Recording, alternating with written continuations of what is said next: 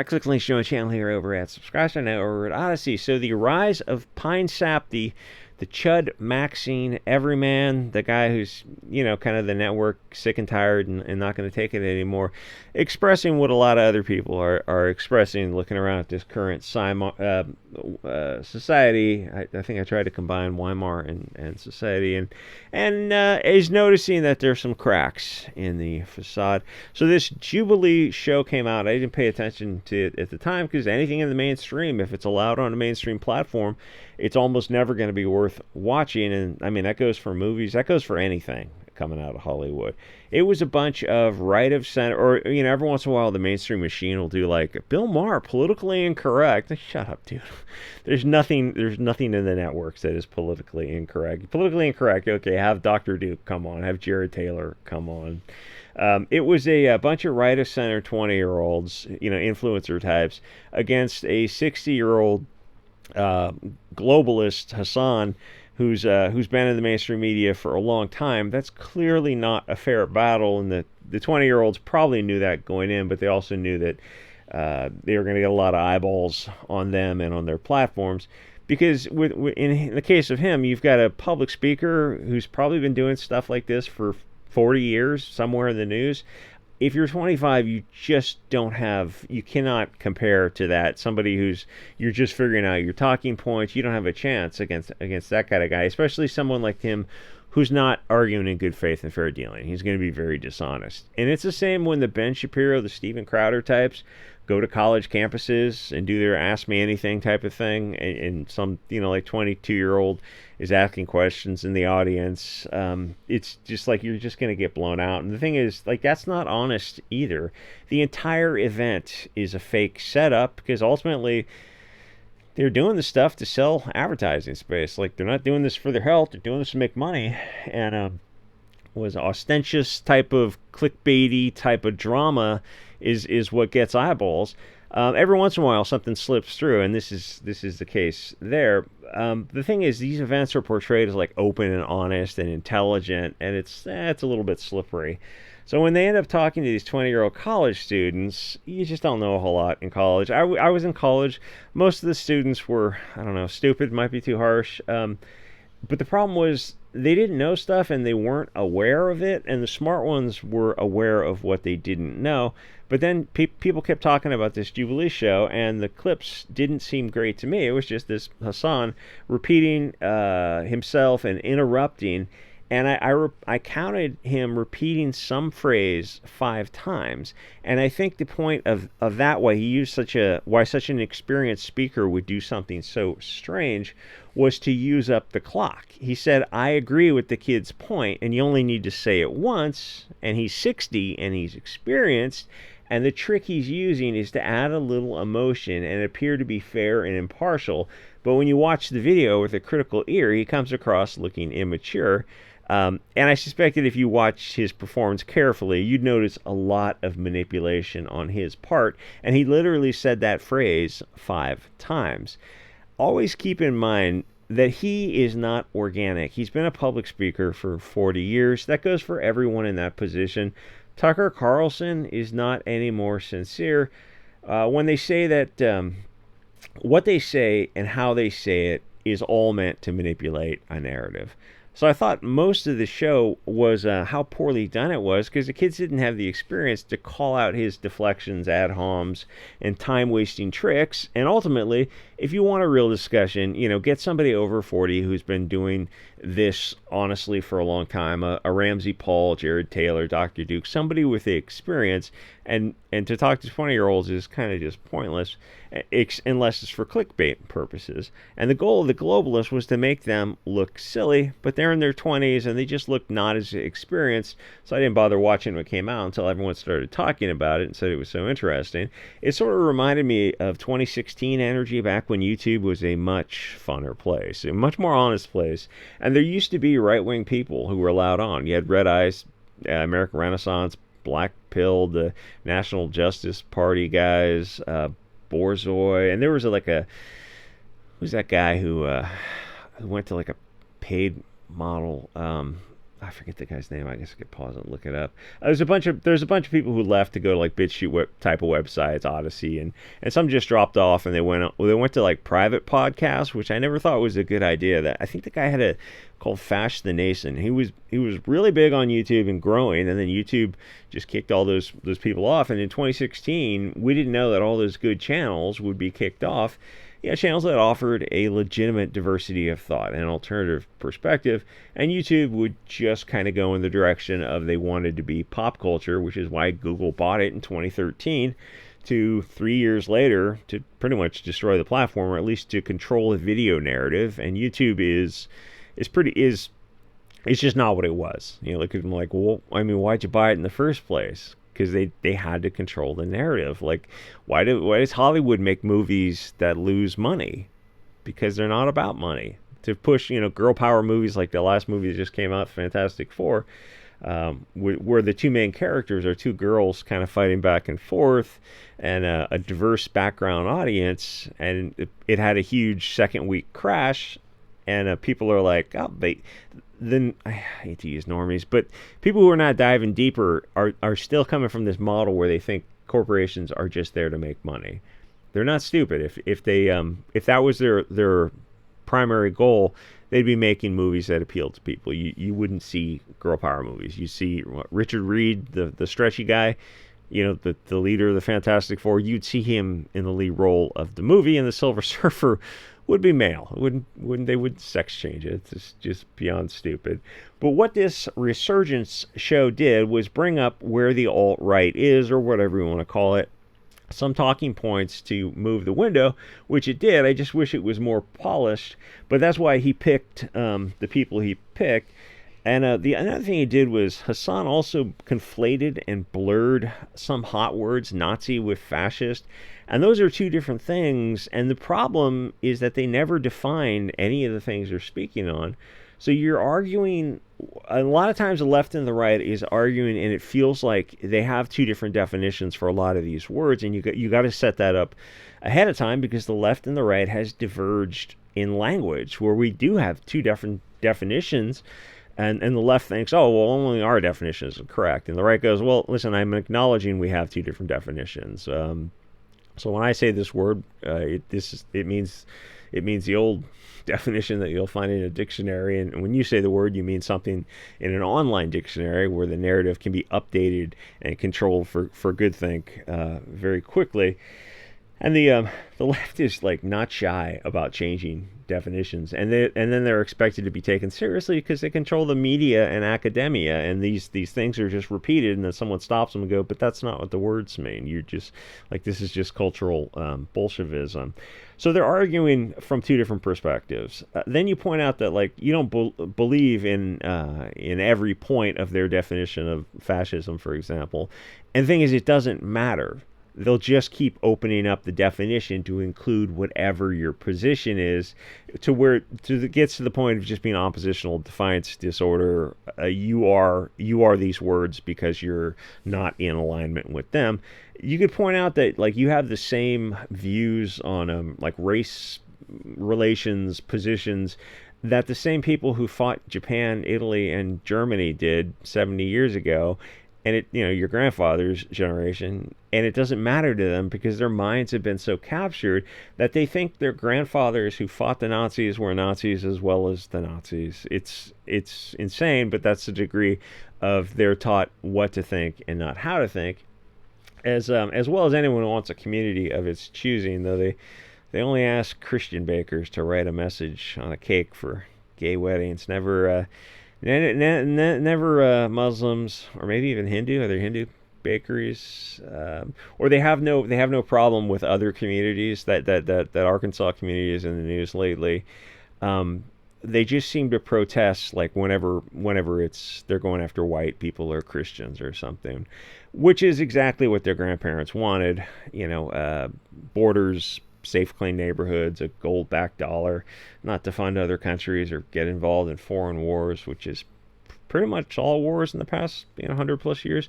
So the word is just something the left likes to call the right. It's better just ignore it, like racist, because otherwise you're wasting time falling for a deflection tactic, and you're discussing that issue and not what you were originally talking about. And Hassan says that he doesn't debate fascists, and you see PineSap sitting across from him, and it's like, oh, this is the face of modern day fascism, press F to doubt. But first you'd have to define it, and usually the other person doesn't fit the definition, because it's usually an insane straw man about wanting to delete everyone on Earth instead of just European people wanting to deport foreigners, or European Americans wanting their own communities, both of which are perfectly reasonable beliefs and are not fascist. That's just ordinary nationalist concepts. Another point it raises is it proves that if you work in the ordinary world, you can't publicly raise right-wing views, or you'll be fired, debanked, demonetized by Stripe, Patreon, PayPal, because this guy was fired as a consequence of that sitting down and talking. So if you want honest debate, you have to be anonymous. If you're on the right, the left is free to be openly communist and racist and religiously intolerant as long as they're anti-white and anti-Christian. No other religion is allowed, as well as no other ethnicity. Communism is fine because communists control the colleges, media. Hollywood doesn't make movies about the horrors of Bolshevism because that's their family, so it explains why Patriot Front, Blood Tribe groups, and various others have to stay anonymous, simply because they have ordinary lives, and you only have free speech in America if you stay anonymous, which seems to trigger the normie right. They seem to think that any pro-Europeans are feds, even if they've been around under Trump, then Biden, then Trump again. It's absolutely bizarre. They keep saying these things, these groups are like the deep state, and you go, so they work for Trump? They're like right-wingers who are making the right wing look bad, according to you, and they work for Trump and Biden, and then they work for Trump before because they've been around for 12 years. Anyway, this new breed of political pundits, the alt-right 10 years later, and the left calls them, they call the Nazis far-right, the Sarah Stocks, Elijah Schaffer types, the growing people on Rumble, but they're not the far-right. They're sort of there to sidetrack people into something less than the far right. So they deflect people to Christian nationalism, which is kind of penultimate to the issue, and it's not really a threat. Devin Stack is far right. Lana Locktiff, Jared Taylor is halfway there, myself. So originally, you have the values of your grandfather would be to the left, far extreme, all these kind of hot words. So originally you had the old control mechanism being the gateway pundit, post-millennial, rebel, PragerU, Daily Wire, Blaze, which are there to control the narrative, but the movement went further right, so new boundaries had to be set up using Rumble and locals. They're so edgy. They use racial epithets, and they have the permission to go hard on the trans community, which is that whenever I notice that, I always say that's like pseudo edgy, and because it's like they got the message that, okay, we need to get the right back under control so we can throw the trans and the gay under the bus. And they try to soft pedal ethno-nationalism to shift people into focusing on religion or back to civic nationalism, which is no sort of nationalism. It's just completely worthless. Oh, hey, was this Epstein's partner? Yeah, it's weird. They both self-deleted when the cameras went off. So I'm reading some articles, and they're covering this guy on Jubilee.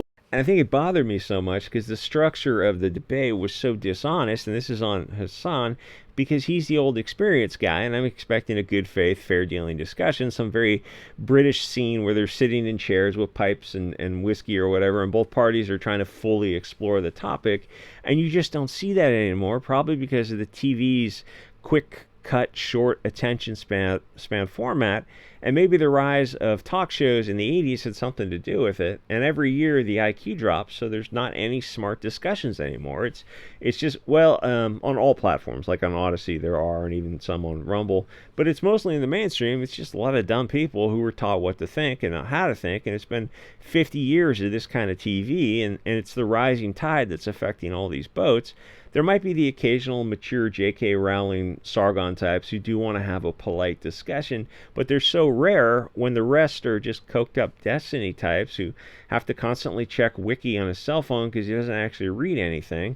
If you could find mature people on the left and right who would sit and discuss something politely and then go have dinner together afterwards, the left wing would be incandescent with rage with the left winger and call him a fascist sympathizer because he had drinks to try to talk to somebody on the right.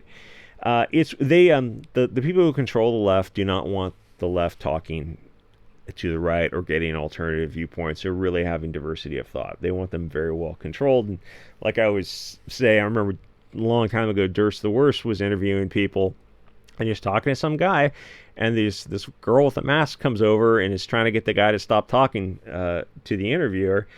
And the guy's like, no, it's all right. I can talk to him. I'm fine. She kept trying to get him to stop, but she didn't know how to wait to actually tell him because it was starting to look bad. It's like she's the handler trying to tell him not to talk, which is what reasonable adults have done for a long time, is to try to have open, honest discussion with each other, the whole open marketplace idea. But the left is terrified of that, which is a very bad sign. So the that ship of talking to each other is just it has sailed. They don't. They say they don't debate or platform the people they call fascist, or even the admitted ones who never define anything. That they have to censor these people because they usually don't have the better argument. They have a straw man argument. And the thing Hassan was doing was I don't know the technique to call it. It was like a string bed or a fishing line with many hooks techniques, where he kept mentioning fascism and people laughed, probably at how ridiculous the idea was when you look at PineSap. And then he looked at the audience and said he's remembering who the Nazis and fascists are, all because they laughed at his stupid framing. That doesn't make them fascist. That makes them laughing at your incompetence. But notice how he included the second term that was never brought up as synonymous. And they're not synonymous terms. And the young people there were not experienced enough to stop him. Nobody had mentioned Nazis. It wasn't fairly brought up so the guy could discuss it. It was just thrown out there as a defamatory conclusion and used as synonymous with fascist, which it's not, and nothing at any time was defined. But that's how they treat all these terms: nationalist, ethno-nationalist, far-right, extremist, alternative, whatever. And all the mainstream media is on the same page. They have these same dishonest talking points. It's seen shows like this and being disappointed in how slippery and dishonest it is, and that not enough people on the left and right are calling out how bad this kind of thing is, this argumentative technique is, and also how bad all the mainstream everything is. And it's dog food, and it's been so dumbed down for 50 years that people think it's normal, that this is a reasonable way to debate all these dishonest argumentative techniques he did, all his logical fallacies and his interrupting and keeping the other guy off balance. But that's not getting to the heart of some truth. It's just argumentative techniques. It's not substantive. This is all just like low IQ clickbait, kind of like shock value TV, reminiscent of the worst of the 90s. It wasn't a debate. It was just straw man TV for idiots. And the part about not debating fascists, when he said that keeps sticking to me, because so what is Hassan? If you say there's some things you refuse to discuss, well, that means you're not a liberal, because liberals discuss everything. So what are you, a communist, a globalist? But they often call themselves liberal, but they don't meet the definition of it. Hassan pre-filters the framing by saying, well, no fascists. So I know there's more going on beneath the surface. I mean, he agrees to meet a bunch of 20-year-olds he's calling them like farther right, which is itself a straw man, but he goes, well, they're not so far right into fascism, which he refuses to debate. So he's having a very narrowly tailored discussion. And the thing with Hassan is he's arguing for open borders for other countries, but he's not arguing for these things for his homelands. I think he's Pakistani. He's in a land that is not organic to him, is not created by him or his people, the West. So he is a globalist just by his nature, for him being in the West, for him having to leave his homeland. For him to preclude a fascist is to pre-censor the people who would probably advocate that he be returned. And then after this thing came out, he released another video saying how shocked he was that people want to deport Browns, his term, like him, except he's not in Pakistan saying how shocking it is that people want to deport, say if the English went over there, if they had a hankering to move in. And didn't Pakistan just deport like 1 million Afghanistans, or it might have been vice versa? And they did it all at once. Like for whatever reason, they were just tired of them. They just showed them the door, which is it's like Haiti and Dominican Republic, where it's like the outsider would look at those and both think those are kind of rough countries. But if you know the countries, you realize no, Dominican Republic is like a paradise compared to Haiti. So they end up deporting the Haitians all the time. So I don't know if I can call them a bioweapon. That might be a bit far for YouTube. The whole thing is just gaslighting, is what I was coming back to. And like I know this debate, this technique.